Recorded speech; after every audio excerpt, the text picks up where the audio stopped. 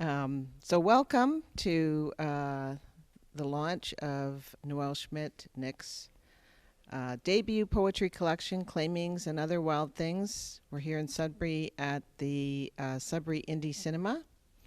My name's Heather Campbell, and I'm the publisher for Latitude 46 Publishing.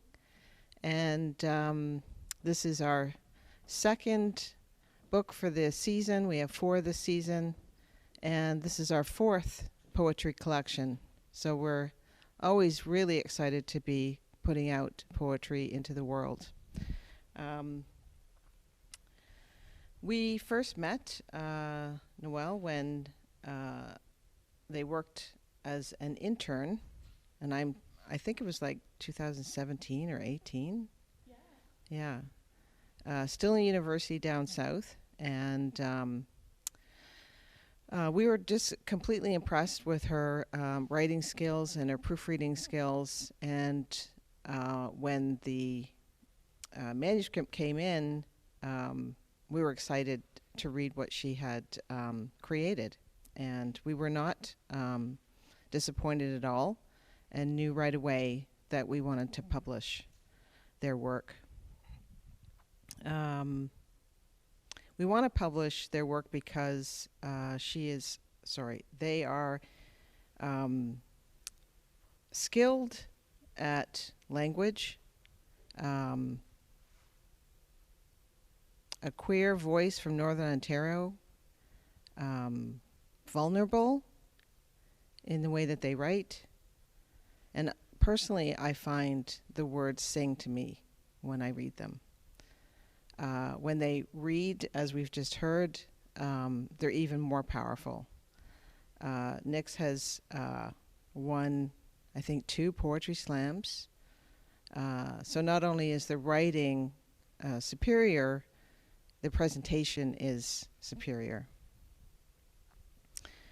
On the cover, Nix is not only creative with words, but with art as well, and these butterflies are their contribution to this cover.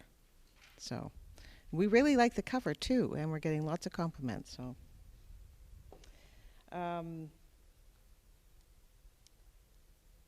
yeah, so I won't talk too much, but I will introduce our moderator for today, Adam Mardero.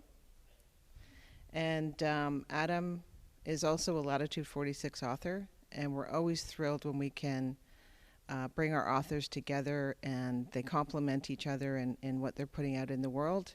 And Adam wrote Uncommon Sense, An Autistic Journey, which was released last fall, October 2021. These years just sort of blend into each other. Does it matter what year it is? You know.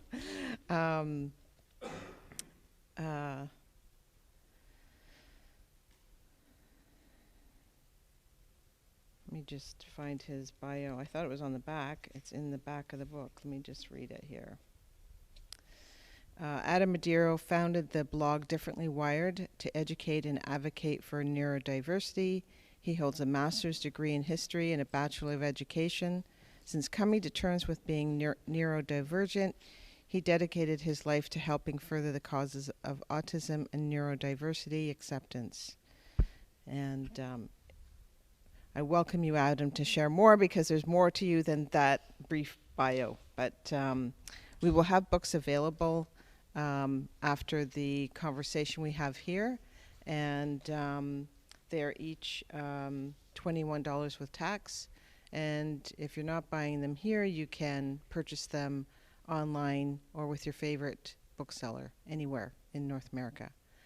And one thing that we do with a launch is we're celebrating the release of this book into the world, and we want everybody to know about it. So we ask all of her supporters to get out there and let people know about this great book. So share it on social media, let people know that you're here today. Take pictures with them, take pictures with the book. So we want to get this voice out there far and wide. So I'm going to open the floor to Adam and Nix. So I just want to start because I love the title, but I want to get a bit more information about it. So why Claimings and Other Wild Things?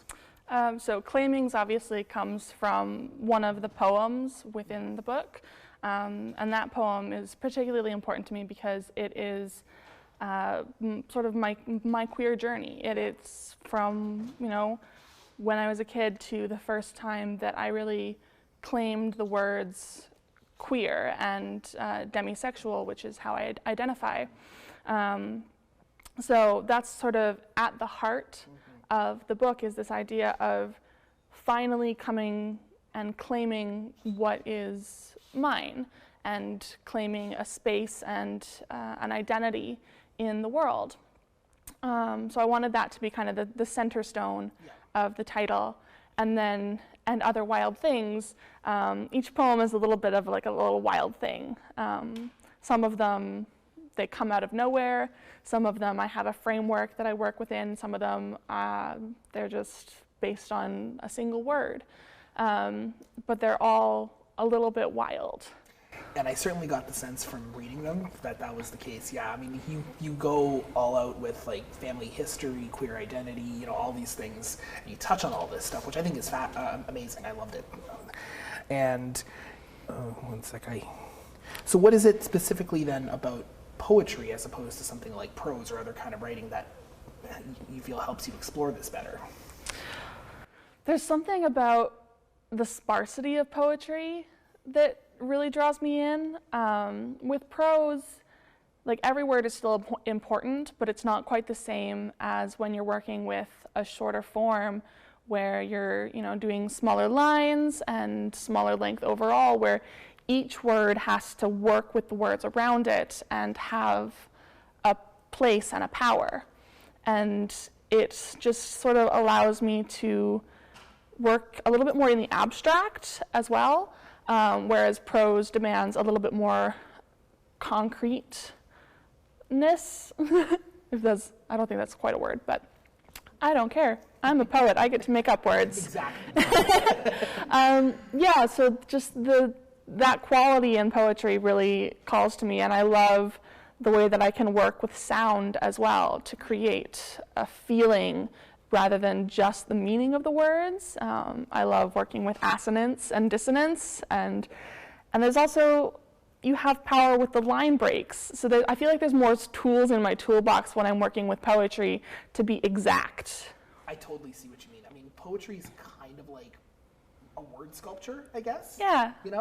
So on that note, then, why don't you read us one of the ones that you like from your collection? Sure. All right. I'm going to put it to the crowd. Should I start with An Inheritance or The Dead? Biased, I like that one too. All right. We're going to start with An Inheritance, which is a little bit of a longer one.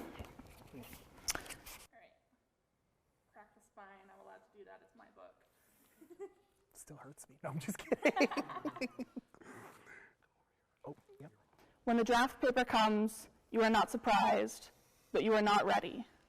It is 22 kilometers to Cormend, but when you arrive to report, no one is waiting. You are 18 years old. No one is waiting. You go home. They come with the evening dark. You should not have left, they say. We could shoot you for deserters right here. You play the mouth organ as they march you away. 4. You are Hungarian, not German, and you don't believe in this war, but Hitler doesn't care. They put a gun in your hand and send you to kill strangers across the field. If you don't shoot, the other one will. 5. You are Hungarian and you don't believe, but the Allies don't care as 2,646 tons of bombs and bottled flames burst apart in Dresden. They will swallow the sun with smoke. You are 18 years old and alone, and everything is afire. 6. There is a man in a cellar with a yellow star and a deportation notice in his pocket. Even his Aryan wife is not enough to save him now, but the city is burning, and he wonders if the Allies will kill him before the Nazis can. There is a man in the flaming streets with a yellow star in his pocket, his Aryan wife beside him, and the deportation notice is nothing but ash among ash, so they leave the city and live. but there are corpses melting in the street, corpses boiled in shallow fountains, corpses suffocated safe in their cellars. There are corpses and corpses and corpses. 7. The war was already over, they say. Their houses are warm, their skies quiet, they sleep easy. Dresden had no military significance, they say. Civilians do foreign arithmetic. Do they count the cannibalized factories? Do they count the scream of trains? It was another Holocaust, they say. More died in Hamburg, but it is for Dresden they cry. 8. There are corpses and corpses and corpses, and across the Rhine, the war is almost ending. 9. The liberators stumble across the dead and sick and dying, caged and camouflaged behind pine and silver birch. They did not come for this. They came to win the war. Bergen-Belsen is not the first to be found, but still the soldiers don't know. It is the smell they will remember most. They recoil from the tortured living and tend them and toast that they finally know what the fighting is worth. 10. They tend the sick, the dead and sick and dying across the ocean, then come home and shutter their eyes. They are stealing the children. They are beating the children. They are killing the children. Kill the Indian, save the man. There is nothing saved. 11. There are corpses and corpses and corpses, and we cannot count the dead.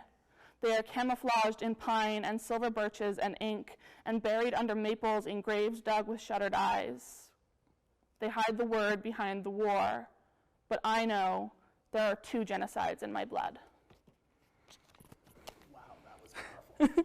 That was awesome. So, I just wanted to get into that a little bit then. Were there any personal feelings or experiences that you had to grapple with in the process of writing that? It sounds like there were. Yeah, so it's a little bit about my Opa. That's where we start. We start with the life of my Opa, and he's the one who was drafted into the German army. He was Hungarian, yeah. And then we follow him out to the war, and then back home again to Canada. Mm-hmm. And it's really about the violence that brought me here. Yeah. We think of Canada as such a safe place, and we're the saviors in the story of the war. But even though, we were the good guys there, you come home and there's all these Indigenous children that are being taken away from their families and killed, and especially more significant now that we're starting to get some of the numbers of the children yeah. who went unnamed and buried. Yeah. And this idea of all of these people who are buried in our soil that we built our lives on top of, and we built this legend of Canada on top of. And really just sort of understanding the vectors through which I've inherited that. Yeah. My Opa fought for the German army. He didn't want to, but there might be Canadian or American or other allied people who died at the end of his gun. Yeah. But he came and lived in Canada, and I am Canadian because of him. Yeah. So it's really trying to make peace with that violence, and also with, kind of the juxtaposition of all the wonderful things about living in Canada. Yeah, and I certainly think you capture that complexity and nuance, but also that power of, yeah, you're right. A lot of us do come from violence and genocide in our history, and I think it was a really powerful way of grappling with that, so that I really liked it. Thank you for sharing that.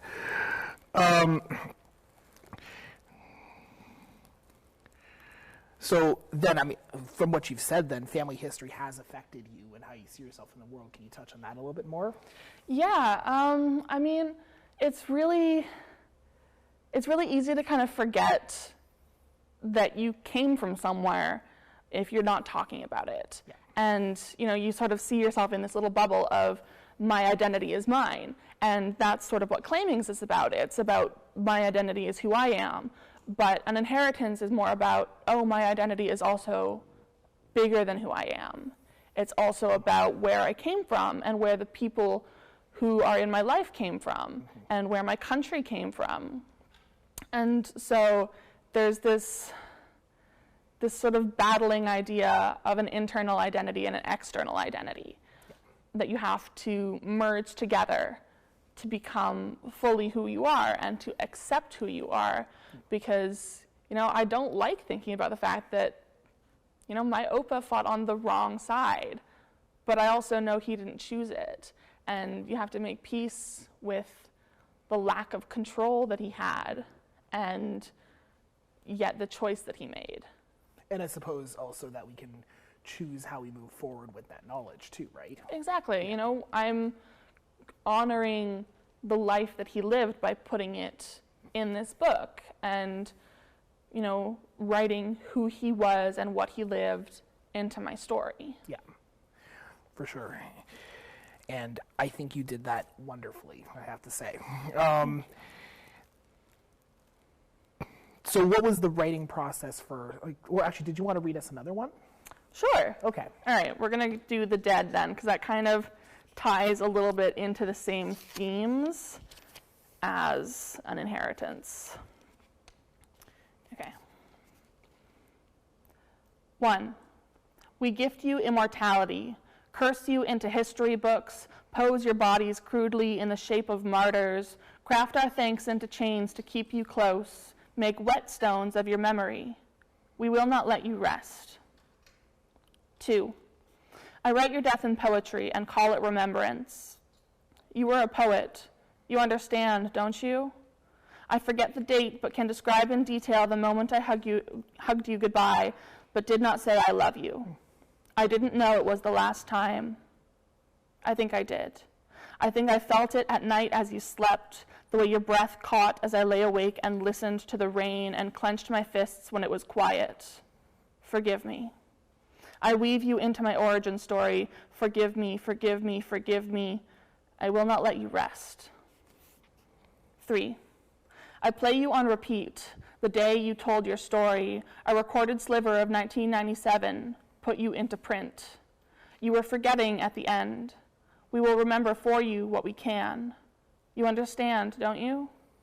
I parse you into pieces, your father's broken back, the mouth organ you played as you answered the draft, the pliers you used to escape the Russians, the lies you traded the Americans for freedom from the prison camp. I didn't want to visit as you died. You were a stranger who shared my blood and last name. I listened to the tapes in the days before the funeral, sat in silence across the room from my father, your son, as you spread your life before me, and I cried for you. You were still a stranger, but I am looking for you in your voice. I am looking. Forgive me. I write you into my origin story. Forgive me, forgive me, forgive me. I will not let you rest. 4. We are a patchwork, a stitched together origin story, a trajectory calculated from history, from your body. Forgive me. I will not let you rest. Wow, that was another powerful one. Thank you for that. Thank you. So on that note then, I got the sense listening to that and I think you mentioned it in there as well, that you didn't really know your grandfather that much in life. You got to know him more after the fact and by connecting with his poetry and that kind of, because you said you're both fellow poets. Can you tell us a little bit more about that relationship and how that played in? Yeah, so one thing that probably kind of goes under the radar unless you have internal knowledge of my family is The Dead actually talks about both my grandfathers. Oh.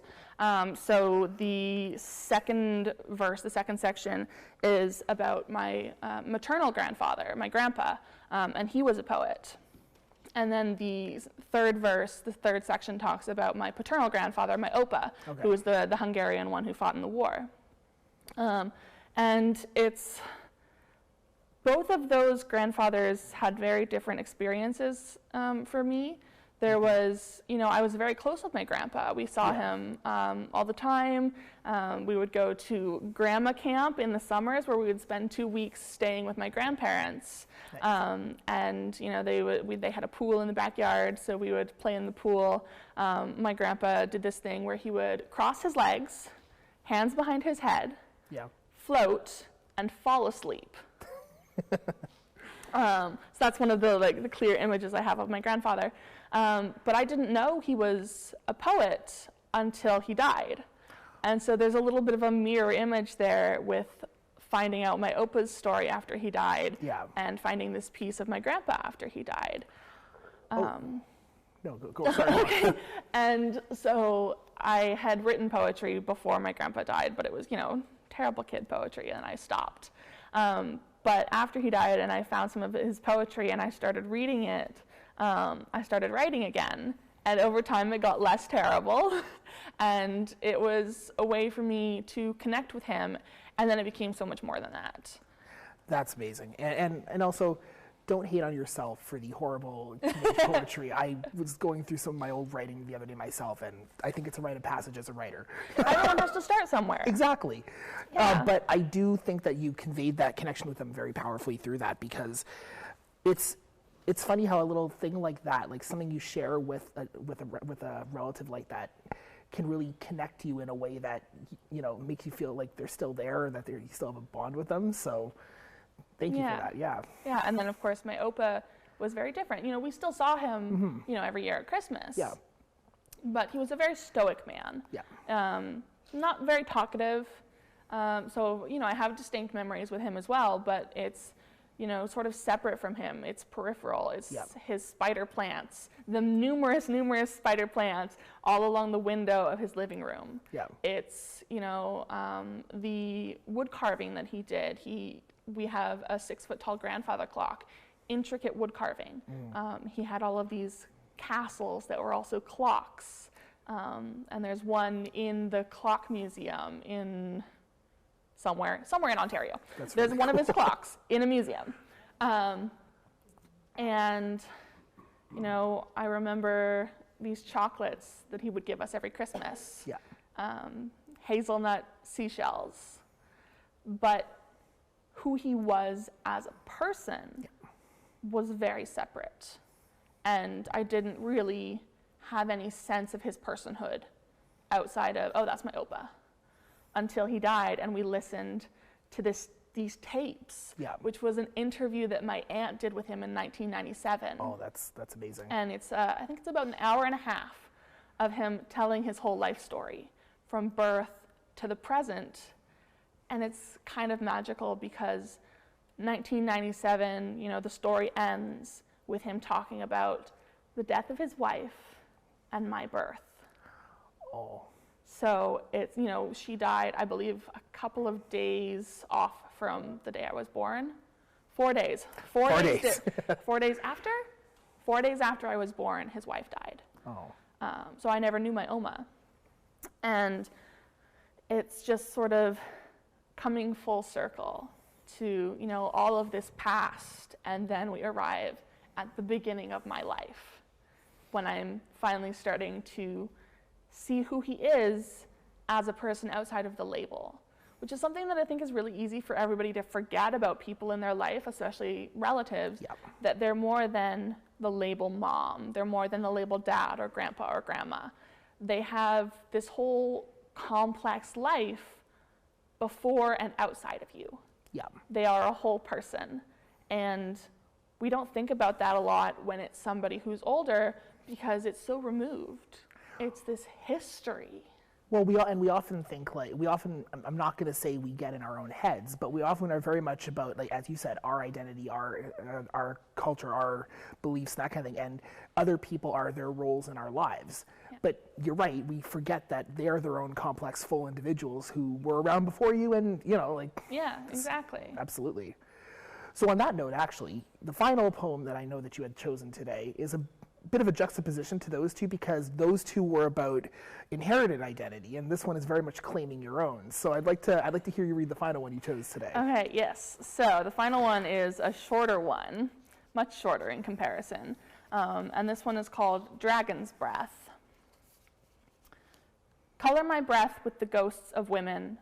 Take them into my lungs and let them seep into my cells. Make poison out of green ocean eyes, and let once red blood that bled into empty air become coals and embers. Color my breath with the ghosts of women. We will be dragons, and we will set fire to the men who made us small. I love that. That just Run hits away. you hard.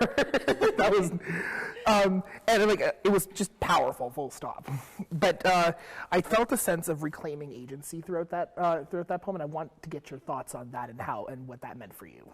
Yeah, so that one's really about violence against women. Yeah. As someone who was assigned female at birth, I grew up most of my life thinking I was a woman and experiencing life as a woman and understanding the danger that was in the world, even though I've led a fairly sheltered life, you know?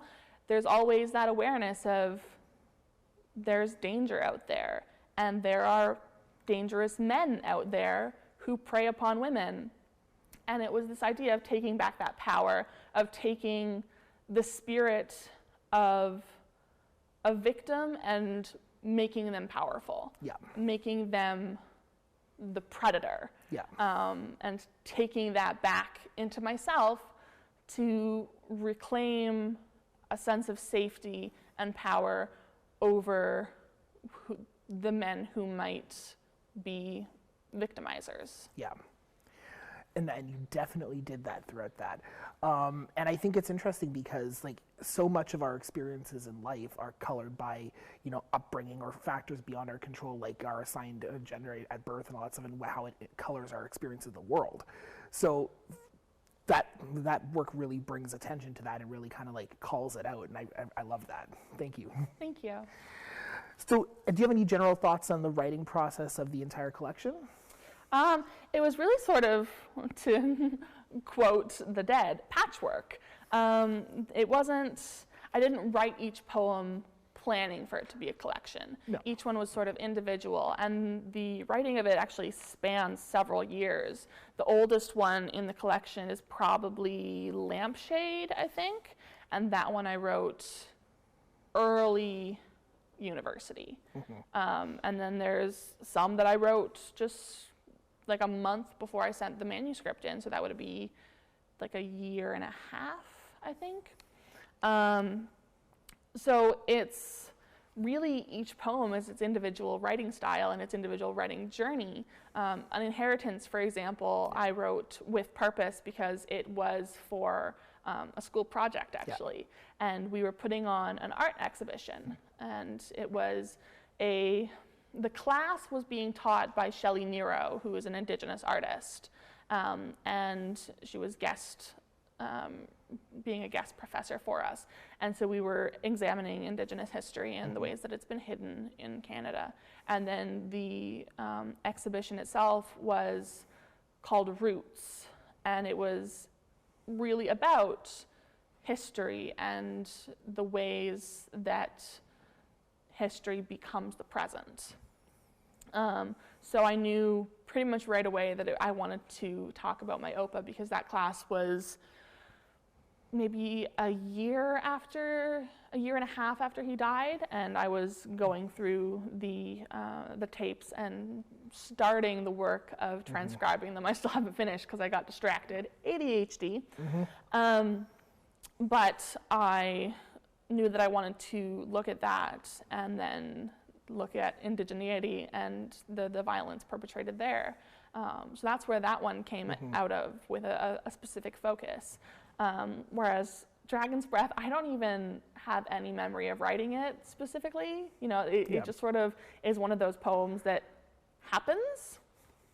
And then there's others that I actually use a random word generator.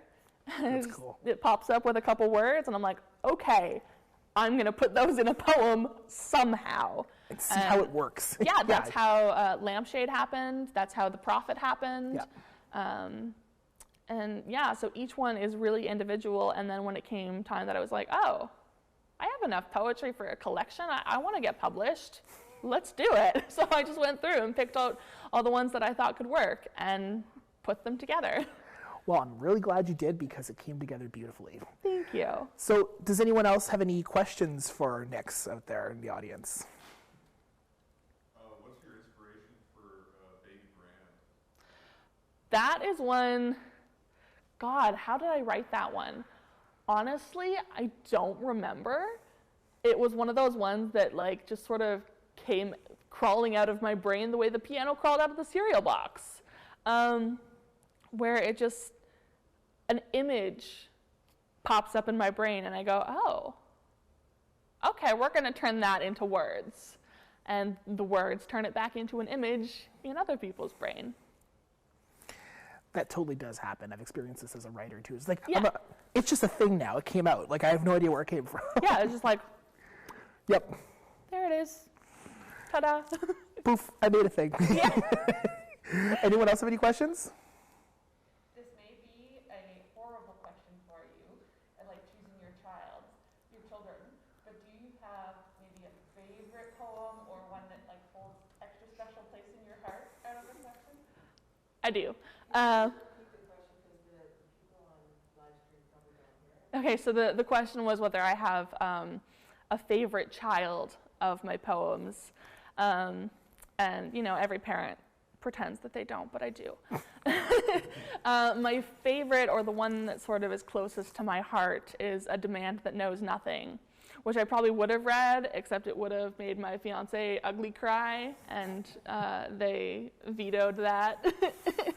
Because that one, it's a bit of a darker poem. It's about suicide and about the moment that I was closest to that option, and then the moment that I stepped back, and the resolution to turn ugly things into art. Yeah. Which you absolutely did wonderfully here. So. Thank you. Yeah, that's kind of like my niche. Yeah. My fiance has remarked on multiple occasions that I don't have any happy poetry. But you know, poetry is an inherently emotional medium. Yeah. So absolutely, I get it. I totally do. Yeah. So it's very much, I like making difficult things beautiful. Yeah. Yeah. I can appreciate that. So any other questions from the audience? Do you have plans for another collection? I do. So I haven't started writing it yet. I will. I'm planning a collection that tells my Opa's whole life story. Oh, that'd be amazing. So I've gone back to working on it and transcribing the tape so that I have a full transcription so that I can reference it easily for information, and so that I'll have all of the information there, because I register things better when I read them than when I listen to them. And then I'm going to start, you know, with when he was born in Hungary to the moment the tapes end, and turn his life into a book of poetry so that other people can read it, because it's really quite extraordinary. There was, you know, he was born on a farm in Hungary in a little town called, near the border of Austria, I think, called Ronok. I have no idea if I'm pronouncing it right. And you know, he grew up on a farm, and his father broke his back when he was still quite young, and so he had to kind of be the man of the house. And his father taught him carpentry, and then when the war started, you know, his father thought he wasn't going to have to go. Yeah. But he turned 18 in the last year of the war. Oh. And he was drafted. And at that point, you know, most of their livestock had been taken and like stolen by the army and the Germans. So he had to leave his family and go off to war. And he, I believe, trained in Poland, and he was in Dresden when the bombing happened, because it was like a massive Allied bombing. Yeah. And then when the war ended, he was stranded in what was at the time Czechoslovakia, I believe. And you know, nobody was going to come and get them. He just had to make his way home. So he and a group of soldiers started walking. And at one point, you know, they came to a town, and a nice, like, you know, a person was like you gotta go. Like, there's Russians here. They're gonna catch you. And they tried to escape, but they got caught by Russians, and they were brought to a makeshift prison camp. And it had been a lumber yard, I believe, prior to them transitioning it into a prison camp. And my Opa found an old rusty pair of pliers, and he slipped them in his boot. And then when the guards weren't looking, they escaped. Nice. then they continued walking, and along the way they lost he lost some friends. Yeah. And eventually they got captured by Americans, and he lied to the Americans and managed to get out, and they took him part of the way home. Yeah. And then he was sitting in a ditch, like, you know, on the side of the road, and sitting with a friend, and he sees this wagon going by, and he's a carpenter. Yeah. He knows things, and he's looking at it and he goes, "That's not gonna last." And the person on the wagon looks over and goes, "John?" And it turns out it's a family friend. So he gets on the wagon and goes to Vienna to visit, like, because the man was going to visit his son in Vienna. Yeah. So he gets to Vienna, borrows a bicycle, and rides the bicycle all the way from Vienna home. He gets home and he sends one of his friends to knock on his parents' door. And the friend says, you know, I have a friend back from the war. Is it okay if he stays with you? Yeah. And, you know, his mom's like, yeah, of course. And he walks in, and it's her son. Oh. So, and then of course, you know, he's ostracized in the community for having fought in Hitler's army. Yeah. So he ends up having to leave and then eventually emigrating to Canada and starting a life here. That is an amazing journey. Yeah, it is. And I want to, you know, put that somewhere where people aren't going to forget. Absolutely. And I'm really looking forward to that collection coming out. Eventually. It'll take a while. Yep. Does anyone else have any last questions? The awkward silence. The total awkward I silence. feel like a teacher when you're like trying to get the students to answer a question, just like Yep. It's like anyone at all. waiting. Anyway. Okay. Well, thank you very much for being here today. Thank you for being my wonderful moderator. Thank you. I tried. Thanks everyone for coming as well. All right.